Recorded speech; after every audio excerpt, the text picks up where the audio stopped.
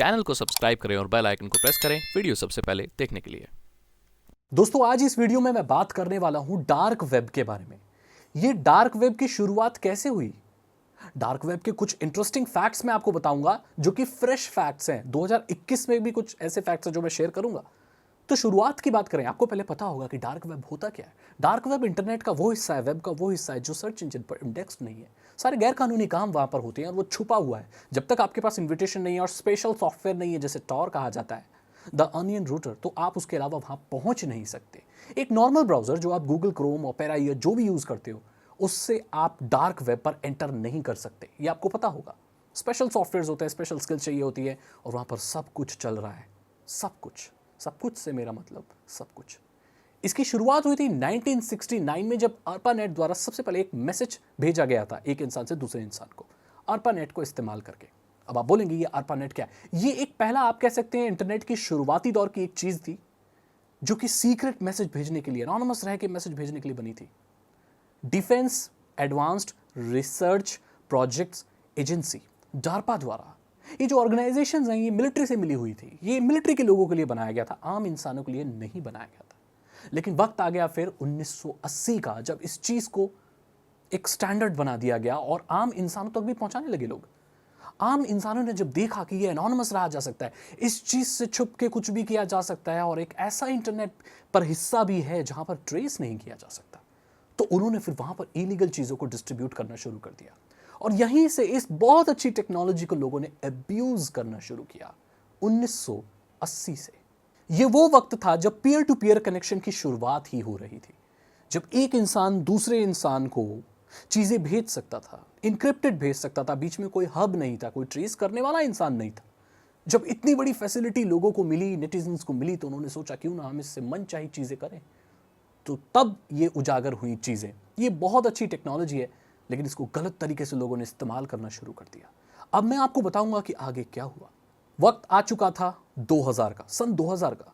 Ian Clark ने free net का आविष्कार किया। फ्री नेट एक सॉफ्टवेयर, एक सिस्टम, एक नेटवर्क है जिसपे आप एनोनिमस रह के फाइल्स वगैरह शेयर कर सकते हैं, चैट कर सकते हैं, या आप जो भी वेब सर्फिंग होती है, वो पूरा नेटवर्क ऐसे चलता है।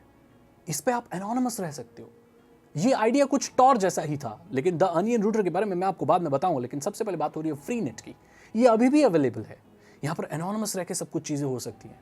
तो जब लोगों को एनोनिमिटी दिखी, लोगों को दिखा कि इंटरनेट पे हम ऐसे भी हो सकते हैं कि कोई पहचान ही ना पाए कि हम कौन है, तो लोगों ने इसका बहुत गलत फायदा उठाना शुरू कर दिया।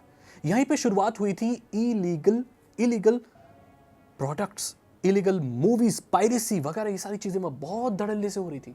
और इसके जरिए इंटरनेट के एक डार्क साइड को सर्व किया जा सकता था, बिना ट्रेस किए, बिना कोई ट्रेसेस छोड़े। तो ये बहुत नई चीज थी। 2002 का वक्त आ गया। यूएस नेवल रिसर्च लेबोरेटरी, इन्होंने एक नया सिस्टम निकाला, कुछ नया निकाला, द अनियन रूटर, टॉर, जिसे आप बोलते हैं, टॉर ब्राउजर भी आपने देखा होगा। एक ऐसा नेटवर्क निकाला जो आईपीएस के रिले बना देता है। बहुत सारी आईपीएस में आपकी आईपीएस को छुपा देता है। आप एनोनिमस रह के वेब सर्च कर सकते हैं, आप चीजें अपलोड कर सकते हैं, सर्व कर सकते हैं, और आपको उस द अनियन रूटर पर, या जो ये टॉर नेटवर्क है, आपको कोई पहचान नहीं सकता। और वहीं से शुरुआत हुई आज की जो आप डार्क वेब वेबसाइट्स बोलते हो, वहीं से शुरुआत हुई। और आपको जानकारी बड़ी हैरानी होगी कि टॉर जो नेटवर्क है या जो ये प्रोजेक्ट है, इसकी फंडिंग अमेरिकी सरकार करती है, मिलिट्री करती है। वहां के जो डिफेंस डिपार्टमेंट है वो फंडिंग करती है द अनियन रूटर, क्योंकि किसका ये आइडिया है। ये जो टॉर बना था ना, ये भी नॉर्मल इंसानों के लिए नहीं बना था, ये बना था सीक्रेट एजेंट्स के लिए। अमेरिका के जो सीक्रेट एजेंट्स है, जो बहुत सप्रेस्ड कंट्रीज में काम करते हैं, like north Korea and China, तो वहां से अपने इंटेलिजेंस ब्यूरो पे और उनको कम्युनिकेट करने का कोई जरिया नहीं, तो वो टॉर नेटवर्क से कम्युनिकेट किया करते थे। और इसीलिए ये बना था। बाद में जब देखा कि ये बहुत अच्छी चीज़ है, प्राइवेसी को बचाती है, एनोनिमस रह के आप अपनी बात शेयर कर सकते हैं, मैं बताऊंगा इसका इस्तेमाल कैसे अच्छे के लिए भी हुआ चाइना में, और ये बहुत रिसेंट, अभी की न्यूज़ है, मैं बताऊंगा आपको।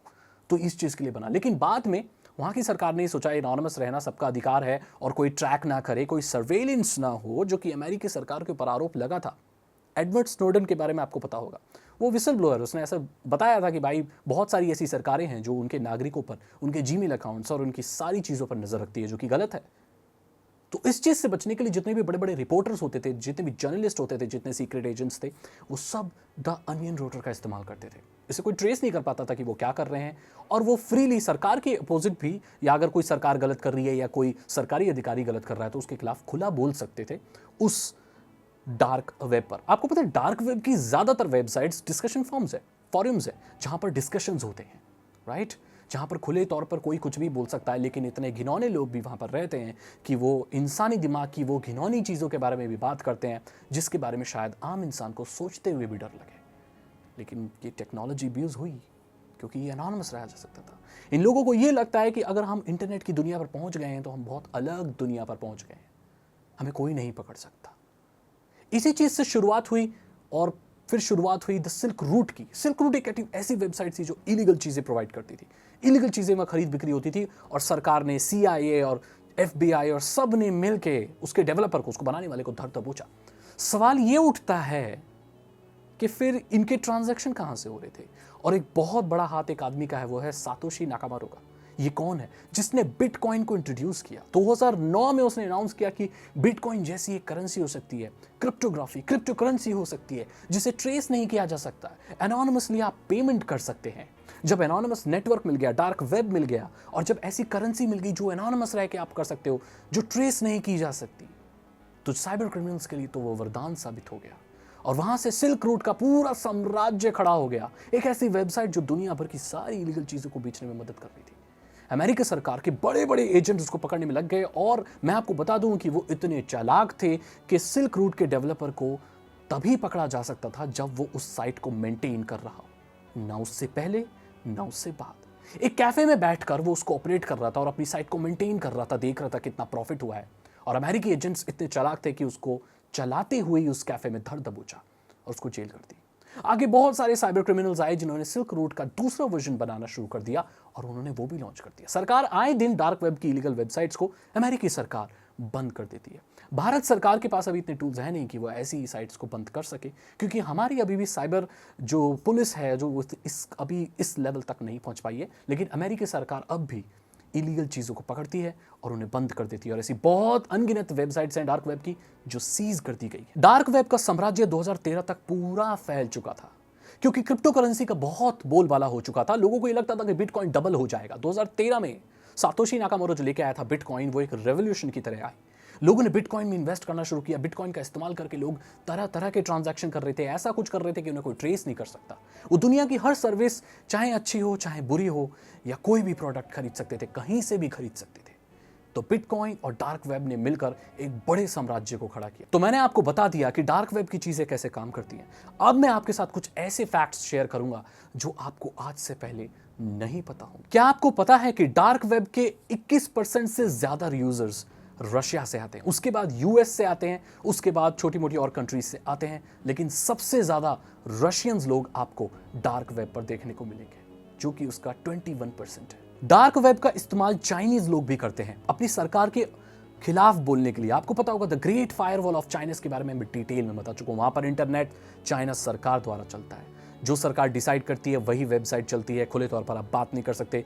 वहां का इंटरनेट एक फायरवॉल से घिरा हुआ है, एक सिस्टम से घिरा हुआ है कि उसके आप पार नहीं जा सकते। लेकिन डार्क वेब एक ऐसा टूल है जो चाइनीज सिटीजन्स को मौका देता है उनकी बात बोलने का, उनकी सरकार उनके साथ क्या गलत कर रही है और दुनिया के साथ शेयर करने का। तो बहुत सारे चाइनीज लोग, नेटिजन्स, डॉक्टर्स, रिसर्चर्स और बहुत सारे जर्नलिस्ट चाइनीज डार्क वेब पर आते हैं और अपनी आत्मकथा या लोगों के साथ जो भी वहां हो रहा है चाइना में, वो पूरी दुनिया को बताते हैं, क्योंकि उसके अलावा और कोई भी टूल वहां पर अवेलेबल ही नहीं। क्या आपको पता है कि डार्क वेब का इस्तेमाल करके आप बीमार भी हो सकते हैं? जैसे मैंने आपको बताया, डार्क वेब पर इतनी घिनौनी चीज है कि एक साउंड माइंड वाला इंसान, एक बहुत ही नॉर्मल इंसान अगर वहां पर चला जाए और कुछ ऐसी चीजें देख ले तो वो इतना डिस्टर्ब हो सकता है कि वो बीमार पड़ जाए। इसीलिए मैंने हर बार आपसे कहा है कि डार्क वेब के बारे में मैंने पूरी प्लेलिस्ट बनाई है। एक कंट्रोल्ड इन्वायरमेंट रहते, आपको मैंने एक सभ्य भाषा में चीजें बताई हैं कि डार्क वेब में क्या होता है, ताकि आप लोग ऐसी जगह पर ना जाएं और बुरी तरह फंस ना जाएं। वो साइबर सिक्योरिटी के लिए बनाई गई ऐसी टिप्स और ऐसी वीडियोस हैं जो आपको बताती हैं कि डार्क वेब पर कितनी घिनौनी चीज होती है। मैंने डार्क वेब के हर एक हिस्से को एकदम सभ्य भाषा में और एकदम सीमित दायरे में रहते हुए एक्सप्लेन किया है। तो आप डार्क वेब पर बिल्कुल भी ना जाएं और कोशिश भी ना करें, लेकिन आप मेरी वीडियोस देख सकते हैं। वहाँ पर ऐसी ऐसी चीज़ें होती हैं जो एक आम इंसान बिल्कुल नहीं झेल सकता। जितना गंदा एक इंसानी दिमाग सोच सकता है वो चीज़ डार्क वेब पर। क्या आपको पता है कि डार्क वेब एक बहुत बड़ा टूल बना जब कोरोना वायरस का फैला, कोरोना वायरस आउटब्रेक हुआ, तो वहां पर चाइना में लोगों को बोलने की मनाही थी। वो बाहर के लोगों को नहीं बता सकते थे कि चाइना में कोरोना वायरस किस तरह फैला है। फेसबुक ने अब इस चीज पर पोस्ट को ब्लॉक करना छोड़ दिया है जो ये बोलती हैं कि कोरोना वायरस एक मैन मेड चीज है, क्योंकि अमेरिकी सरकार खुद इस चीज की खोज कर रही है। मतलब कुछ तो बात है कि क्या कोरोना वायरस इंसानों द्वारा बनाया गया एक वायरस है? क्या ये वुहान की लैब से निकला है? क्या इस वायरस को इस तरीके से डिजाइन किया गया है कि इसका कोई इलाज ही ना हो, जो इंसानी शरीर को इस कदर तोड़ दे कि कोई दवाई उसकी मदद कर ना पाए? क्या ये वायरस इंसानों द्वारा बनाया गया है? बहुत सारी जानकारियां चाइना से निकल ही नहीं पाई। ऐसा भी कहा गया कि चाइना में बहुत लोग मरे और बहुत पहले से मर रहे हैं, लेकिन उसकी खबर भारत तक या और दूसरे देशों तक पहुंची ही नहीं। लेकिन डार्क वेब एक जरिया था जहां पर नेटिजन्स, डॉक्टर्स और जितने भी रिसर्चर्स उन्होंने अपनी बात रखी। उन्होंने बताया कि ये वायरस शायद वुहान से निकला हुआ है। ऐसे बहुत सारे लोग जो क्लेम करते हैं कि शायद ये इंसानों द्वारा बनाया गया वायरस है। अमेरिकी सरकार ने 90 दिनों का वक्त लिया है इस चीज को बताने के लिए, वुहान में रिसर्च करने के लिए। और वुहान में रिसर्च करने के लिए जो WHO के लोग आए थे और जो लोग आए थे उनको प्रॉपर जानकारी दी ही नहीं गई है। मैं नहीं बोल रहा, जितनी भी दुनिया की न्यूज एजेंसी हैं वो इस बात को बोल रही है। डार्क वेब पर ऐसे बहुत सारे लोग हैं जो बता रहे हैं कि ये मैन मेड वायरस है, ये बनाया गया है, जो कि बायोलॉजिकल वॉर के लिए बनाया गया है। अब इस पे कितना सच है कितना झूठ है हम नहीं जानते, ये तो पता चलेगा सरकार की रिपोर्ट के बाद। लेकिन डार्क वेब एक बहुत बड़ा टूल था जिसने इस चीज को उजागर किया, क्योंकि इसके ऊपर कोई कंट्रोल नहीं है और बहुत मुश्किल है इसको ट्रेस करना और ब्लॉक करना। क्या आपको मालूम है रिसेंटली अभी डोमिनोज का जो भी लीक हुआ था, डेटा लीक हुआ था, उसको डार्क वेब पर फ्रीली डिस्ट्रीब्यूट कर दिया गया था। क्या आपको पता है कि डार्क वेब पर सारे डेटा को अगर उजागर कर दिया जाए तो ऐसी बहुत सारी कंपनियां हैं जो बंद हो जाएंगी, जिनके मालिक जेल चले जाएंगे, क्योंकि डार्क वेब पर ऐसा डेटा फैला हुआ है। हो सकता है आपका भी बहुत सारा डेटा डार्क वेब पर फ्लोट कर रहा हो, इवन सरफेस वेब पर भी फ्लोट कर रहा हो। जब पब्लिकली हम इंटरनेट पर कुछ डालते हैं तो वो चीज़ें कभी कहीं नहीं जाती, वो हमेशा इंटरनेट पर रहती है। ध्यान देना, जो भी चीज़ आप पब्लिकली इंटरनेट पर शेयर कर रहे हो वो हमेशा वहाँ रहती है। अगर आपको लगता है कि आपने फेसबुक पर कुछ पोस्ट कर दिया, इंस्टाग्राम पर कुछ पोस्ट कर दिया और डिलीट कर दिया तो वो चला गया, तो ये आपकी गलतफहमी है। ऐसा नहीं होता। ऐसी बहुत सारी चीज़ें हैं जो शायद आज भी डार्क वेब पर फ्लोट कर रही हैं। ऐसे रिसर्च पेपर, ऐसे अजीब क्रिएचर्स के बारे में रिसर्च जो 1960, 50s में बनी थी, ऐसे पेपर्स, ऐसे पागल साइंटिस्टों की रिसर्च जो अजीब अजीब जानवरों पर है जिनका हमने कभी सुना भी नहीं है, चुपा काबरा और पता नहीं क्या क्या, ऐसी रिसर्चेस भूतों के बारे में, प्रेतों के बारे में। एक ऐसी पिल डार्क वेब पर बिक रही थी जिसका नाम था विश पिल। बेचने वाले का ये वो था क्लेम कि अगर उसको कोई खा ले और विश करे तो उसकी विश कंप्लीट हो जाएगी। ब्लैक मैजिक, आत्माएं और पता नहीं क्या क्या डार्क वेब पर धड़ल्ले से चल रहा है। आपकी क्या राय है? आप क्या सोचते हैं डार्क वेब के बारे में? मुझे ज़रूर बताएं। अगर आपको ये वीडियो इंटरेस्टिंग लगी और आपको कुछ नया जानने को मिला तो इस वीडियो को लाइक करें और अपने दोस्तों के साथ ज़रूर शेयर करें। चैनल को सब्सक्राइब करें और साइबर सिक्योरिटी और इथिकल हैकिंग में इंटरेस्ट, अगर आप एक इथिकल हैकर बनना चाहते हैं और डार्क वेब और डीप वेब और टॉर नेटवर्क को बहुत नज़दीक से जानना चाहते हैं तो आप डिस्क्रिप्शन चेक करें। 299 रुपीज़ के इथिकल हैकिंग कोर्सेज हैं, आसान भाषा में, हिंदी लैंग्वेज में आपको इथिकल हैकिंग सिखा देंगे। मैं मिलता हूँ आपसे अगली वीडियो में। चैनल को सब्सक्राइब करें, बेल आइकन को प्रेस करें एंड गुड बाय।